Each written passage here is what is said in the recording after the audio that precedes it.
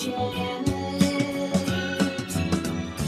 and Francis stars in Forbidden Planet.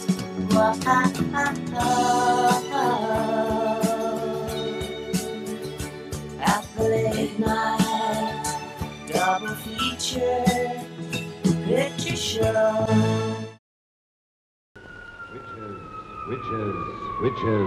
Witches. Ooh, I wonder what's in this movie. Witches. You know, when I first started watching The Naked Witch, I didn't really know what to expect, but it sure as hell wasn't the narrator from the Haunted Mansion ride at Disneyland. From just beyond the edge of light, from the deeper darkness where no living being has ever walked, comes the terror of those who have given their souls to the devil. Okay, I know it isn't him, but don't kill my delusions.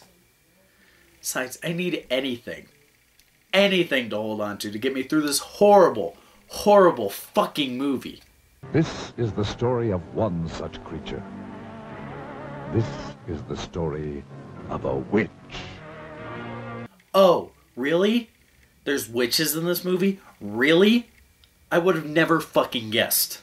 The hearts of Man, this opening narration is taking forever. Do these sinister creatures live? Oh good, it's almost over. Superstitious minds of ignorant people.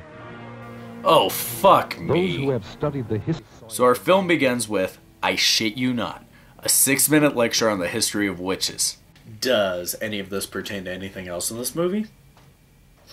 Fuck no. Why would it? Don't ask stupid questions. In the old books, we read that a witch is one who has given his soul to the devil. To do this, they must renounce God and all other things that are decent and good. You know, movie, I think we can figure out the concept of a fucking witch. Following this ritual, the entire gathering would throw themselves into the most depraved orgies of filth and obscenity conceivable to the human mind. This is hands down the weirdest episode of Reading Rainbow I have ever seen. It was all. We are certain that these murderous creatures who walked the world in the Dark Ages, committing their atrocious crimes and casting their evil spells, never really existed, except in the twilight zone of the mind. So after what seems like forever, we could finally start the movie. Or not. Fuck you, Shakespeare. This is ridiculous. Fellowship of the Ring took less time getting things rolling. Of course there's opening credits. Let's see.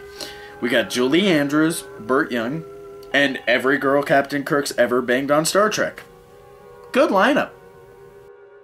This movie needed to start at that Shakespeare quote and go from there, instead of wasting our time with a pointless history lesson that we did not need. But whatever, let's just take this with a grain of salt and see where the movie goes from here. If I could have known of the strange and haunting experience that was waiting for me, I never would have driven any further into the hill country of Central Texas. Great. First the history lesson, and now the narrator won't shut the fuck up. Perhaps you will be able to believe it if I tell you about where it happened and the people who lived there. To begin with, it was early spring, and there are few places in the whole world as lovely as Central Texas in April. Okay guys, I think you're confused.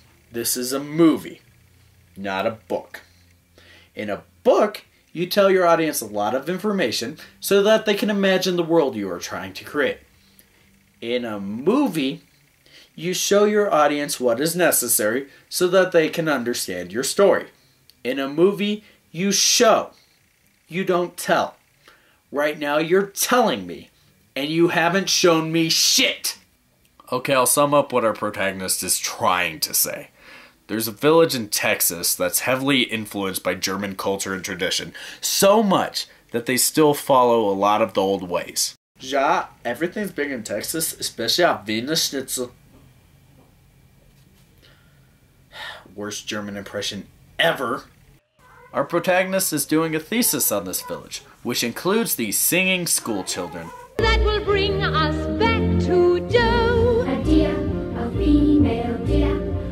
our protagonist tells us that his car breaks down, and about 8 billion other things.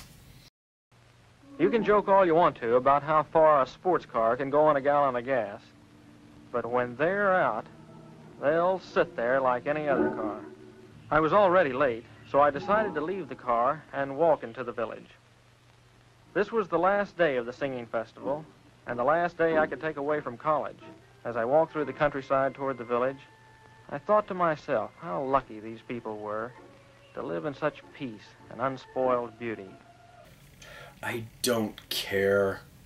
In the village, the student meets some locals.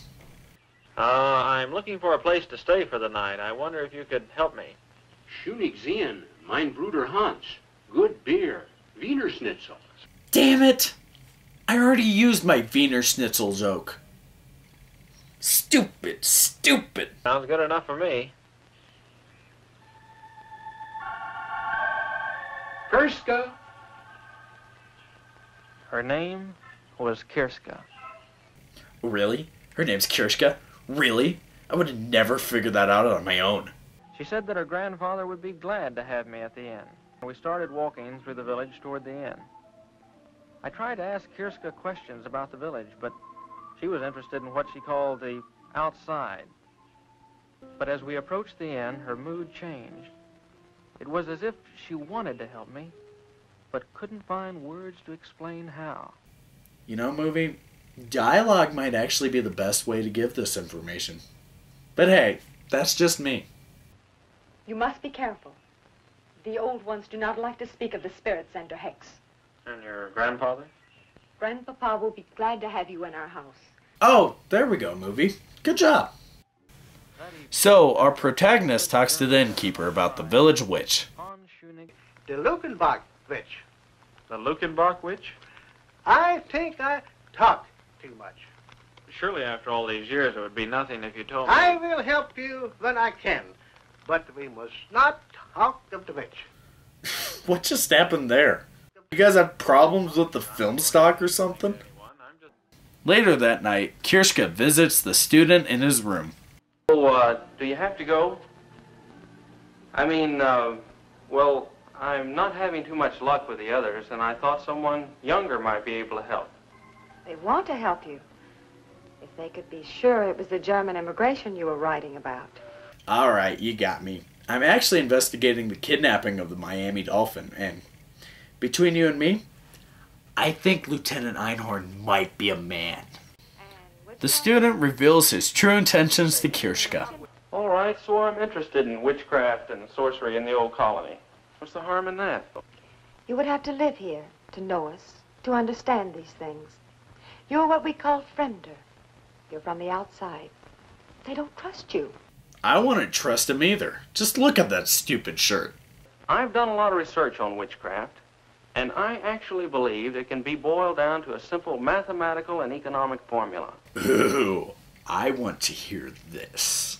Look, in any history book, in any age where there was widespread famine, sickness, want, you find an outbreak of women being denounced as witches. In the late Middle Ages, thousands of people were executed in Europe and England.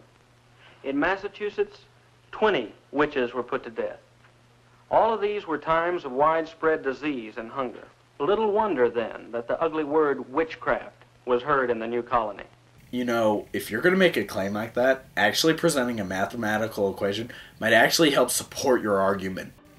Something convinces Kirska to help the student, so she grabs a book and something a little bit more comfortable. Don't worry, nothing happens. What do you think this was, some kind of sexploitation film? So the student is left alone with his book. The early Germans in Texas. To understand and properly know how witchcraft and suspicion raised its ugly head in the early colony. Great. Another fucking history lesson. So back in the day, there was a widow who was boinking a married man. And as such, she was mistaken for a witch. This sounds a lot like The Crucible. But what pleasure can you get from studying about all this? To better understand the witch hunts we have today. Witch hunts? You would think that after the delusions of New England and early Texas, the urge to hunt witches would have disappeared from the Western world, but nothing of the kind. The medieval idea of witchcraft was replaced with things like race, and nationality. And there's the subtext of the book. Of course it's a fucking ripoff. The widow is being blamed for all the town's hardships. They're saying that I have taken the bed of an invalid wife. They're blaming me for their miseries. The curdling of milk and the spoiling of butter.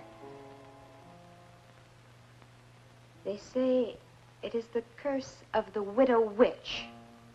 She then makes a shocking revelation. For I fear this talk of witches was born with you. Is it you who have woven this web of spectral evidence about me? Is it you who have called me a witch? Yes.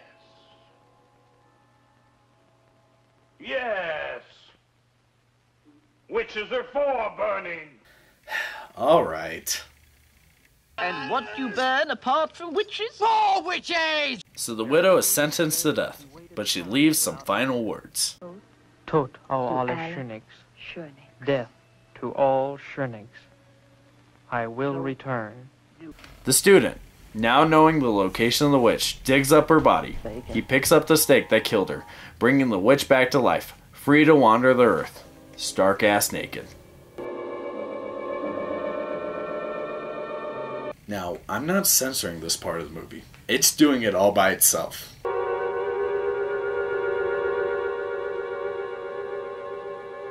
First thing the witch does is sneak into Kirschka's room and steal her clothes. That's my dress, you bitch! She then takes out the old farmer from the beginning of the flick. And one by water.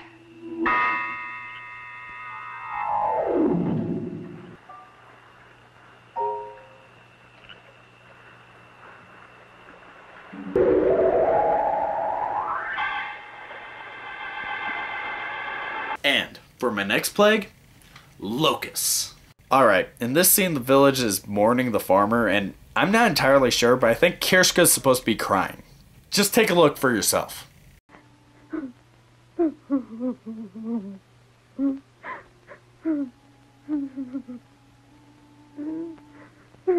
So the witch takes out her second victim, the old innkeeper. And one by fire.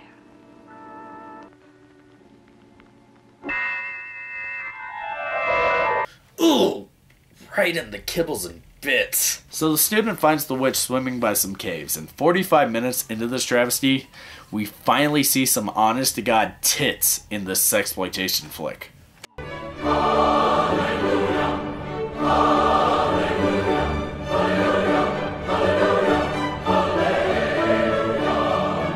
You know, with a title like Naked Witch, I thought they'd come sooner. So she swims naked in the water for a few minutes, then she sees the student, seduces him, and then they play in the water for a few more minutes. You know, this movie's really good at wasting my time.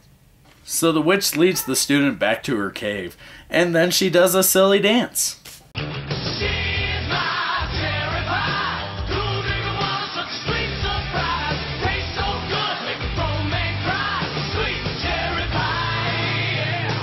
And then they fuck. The student wakes up to find he's alone, and the witch has a kill list, and the next target is Kirschka. Why would she waste time carving that into the rock? She can't remember 3 names. So the witch uses her dark powers to lure Kirschka, and honestly, I can't resist not using a hocus pocus joke here. Come, little children, I'll take thee away into a land of enchantment. So Tarantula Chest comes in at the last second and saves the day.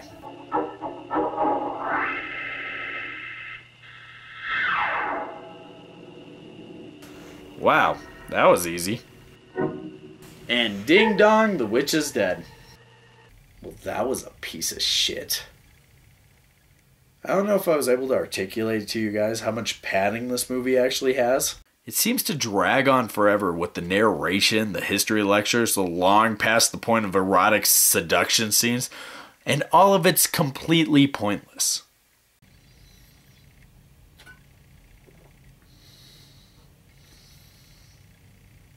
seriously,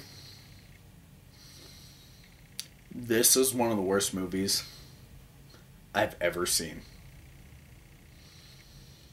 And basically, it's because 80% of everything that happens in this movie is completely fucking useless. It's like they had 10 minutes of story that they had to find some way to pad out into feature length.